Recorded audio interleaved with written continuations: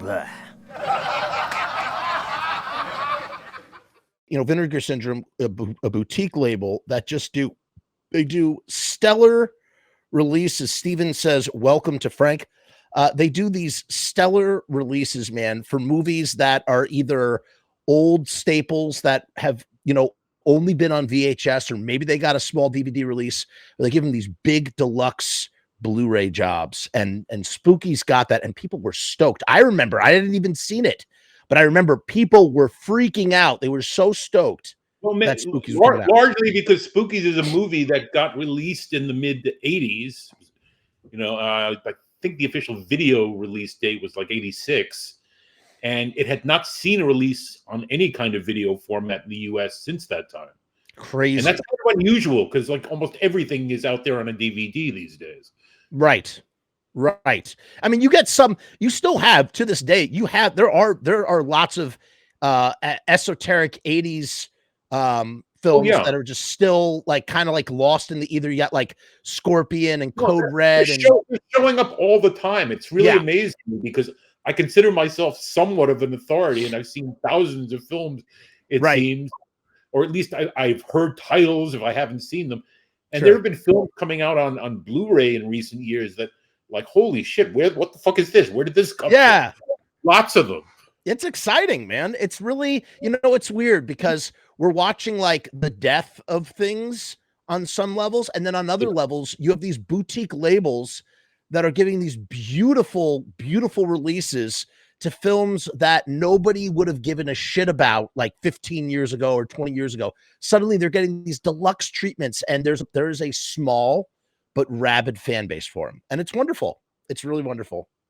So, yeah. And it's actually, I don't know how small it is because I mean, they Vinegar Syndrome and several other companies have really driven this market up into a, as you say, a boutique collector's market.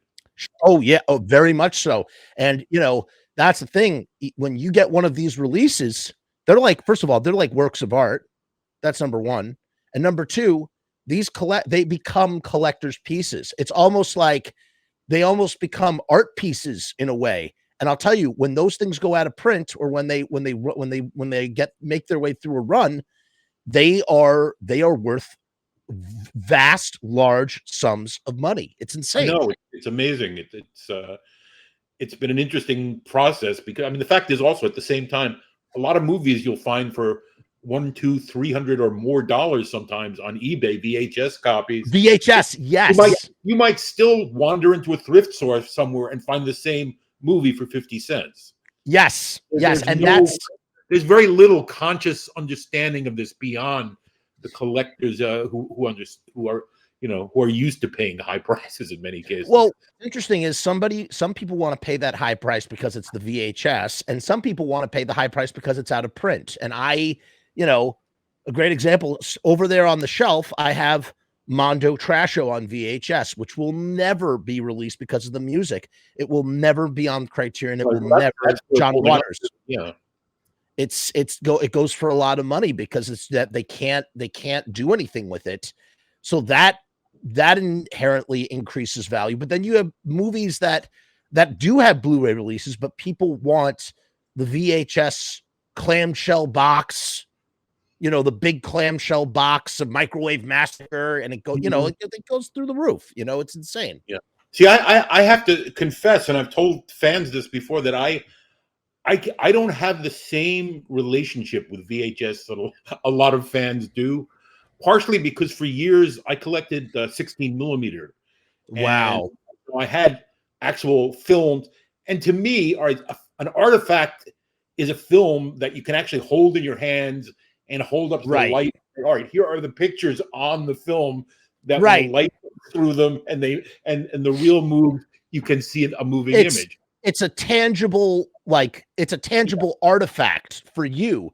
Now let me run with that for a minute, because my generation feel the same way about VHS and DVDs in that kind of way. Same exact thing.